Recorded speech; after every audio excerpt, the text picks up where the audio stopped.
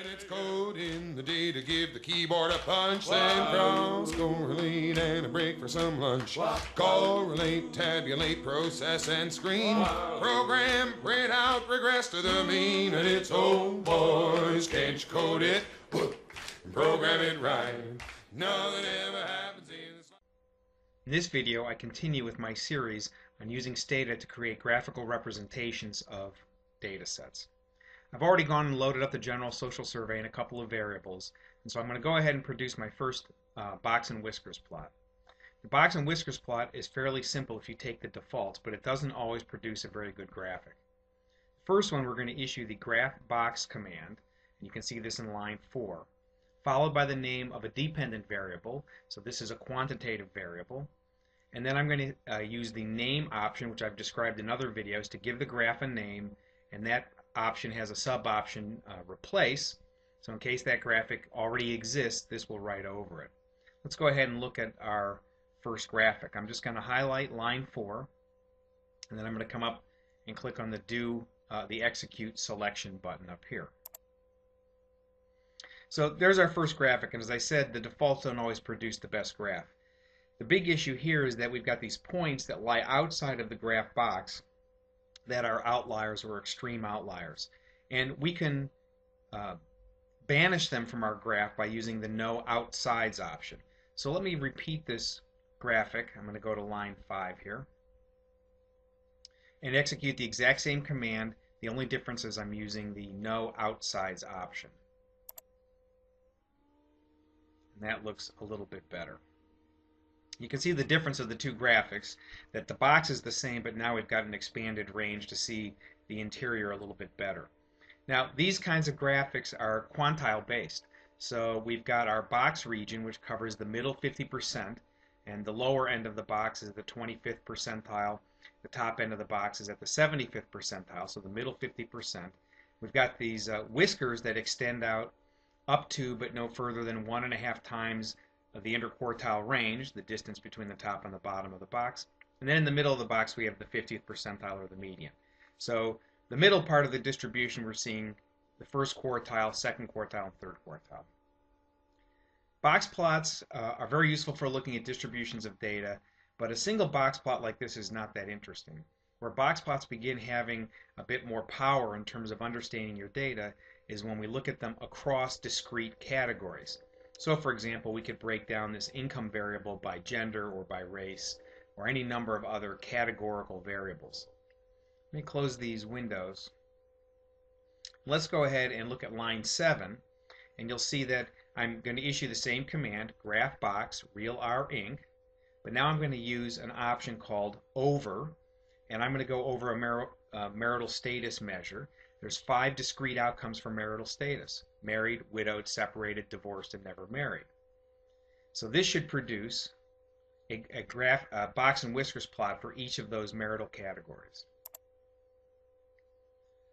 And that's pretty good, but again, you can see that those extreme outliers, those points, and they typically fall 3 times the interquartile range or further from the whiskers, compress our boxes so it's difficult to see where the bulk, what's going on with the bulk of the data. So I'm going to go ahead and on the next line, line 8, execute the same graphic command, but this time use the no outsides option. And there we have a much nicer representation of the data. So we can see that the groups that have the most variability in terms of income are the married and divorced groups, and the least variability are the widowed and never married. But the never married group has a bit of a tail, or it's skewed towards the larger numbers of income. So again, not a bad way of understanding our distributions. Let's go ahead and look at a more complicated example. And I'm just loading up a different data set. So let's look down here in line 14, 15, and 16. So in line 14, we're now going to look, we're going to first change the orientation of our graph and whiskers. So where before it was vertical, now we're going to do a horizontal box and whiskers plot.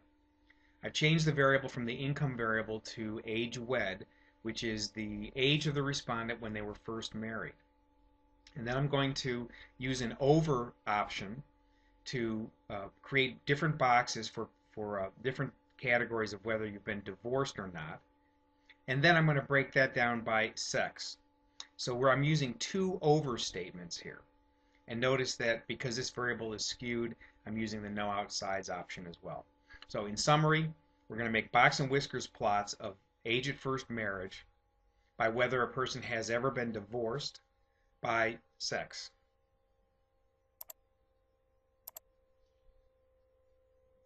Now, not a bad graphic, and again, using the stated default, so I really haven't made this very pretty, but it certainly does the job. Looking back at my program, and particularly at lines 14 and 15, you see two identical box and whiskers commands. They're both going to be horizontal box plots. The only difference between these two commands is the order of the overstatements. In the graphic that's displayed, it was produced by line 14, I have over divorce and over sex. In line 15, I'm going to reverse the order of those two overstatements, and it'll be over sex and over divorce. The effect of doing that will be to regroup my box plots. So if I execute line 15, and we put these two graphs side by side, you can see that in the first graph, our major grouping is sex, male and female, and within sex, we have whether a person has ever been divorced, yes and no. In the graphic on the right, my major grouping is whether they've ever been divorced, and within that, a minor grouping is sex, male and female. The box and whiskers plots are identical, but they're just in different groups. Now, why would you care about this? This comes down to how you're trying to tell your statistical story. The graph on the left really emphasizes male-female comparisons. It makes it very easy to see, because you have male and female right next to each other, the differences in age at first wed. On the right, on the other hand, it makes a very easy comparison between whether you've ever been divorced or not. Which graphic tells your story better is a subjective issue and one that you need to consider, and I certainly recommend that you look at different ways of putting your graphs together and coming up with one that really tells your story very well. One last option I want to make you aware of. Line 16 has this option ASY, which stands for as y var. And what this is going to do is take that first overstatement and treat it as if it was a dependent variable or a y variable. And we're going to have the same information in our graphic, but it'll be organized a little bit differently. The best way to see what this command does, or this option does, is just to go execute it. And you'll see that what's happened now is that it's gotten rid of my major grouping, the sex grouping, and instead it's color-coded the bars and given us a legend. And I'm going to show you a little bit later that this is kind of a nice feature that you can get a little more information on your graphic and open up some space so your graphic fits the space better. But whichever one you use is up to you. Now, looking at this graph and the one before, you'll notice that I have labels on this graph, male and female for my sex variable, and yes and no for divorced, whether you've ever been divorced or not. And as we start getting into more details of how to create nice looking graphics, you're going to want to change a lot of those options, a lot of those labeling things. So down here, I'm going to show you how to do it for the box plots. Notice now that I'm wrapping my entire box plot statement command in a delimit, pound delimit, semicolon, and pound delimit CR for carriage return. And I'm doing that so I can break this command up over several lines and show you the different options individually. We're still going to make the same graphic. We're going to do a horizontal box plot. Our dependent variable is age when people were first married, and I'm going to do this over sex and over divorce. But the sex I'm going to relabel male and female to men and women, and I'm going to relabel for the divorce variable divorced and not divorced. The one refers to the so if we look at the relabel, if we look inside that overstatement and we look at the relabel sub option, the one refers to the group for the men and two for women, and one is for divorced and two is for not divorced. When you read through the manuals, it's sometimes difficult to comprehend all the different options, and this is one I had trouble with for a while. I was trying to put my relabel statements as just an option to the graph hbox command, when in fact the relabel option is technically a sub-option used within the over group. If I move that relabel option outside of over, it will fail. So that's a great little tip to write down and think about so you can have really nice labels on your graphs. So let me go ahead and just run this graphic. And now you can see it's really the same graph we've been playing with, but I've now got the labels that I prefer on it. Men, women, divorced, not divorced.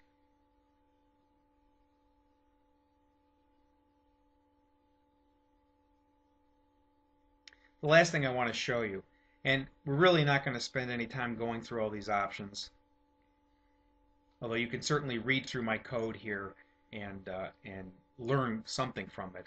But I'm going to show you, and we'll have a video on this later. I've said in a couple of my graphics videos that Stata has so many options for controlling the visuals in your graphic that you can really spend a lot of time producing a beautiful graphic. My suggestion on this is to start with the defaults. Do the easiest thing first to see if the graphic makes any sense. It just doesn't cost you much time to do that.